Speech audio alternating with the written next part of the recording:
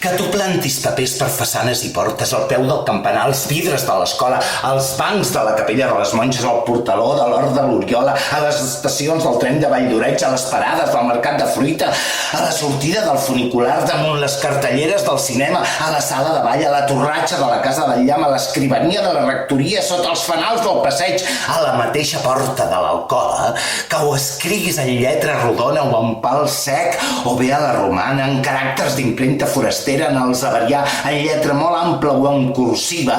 amb carbó dur i gruixut, amb guixos exaltats o amb magre de color de sang donada.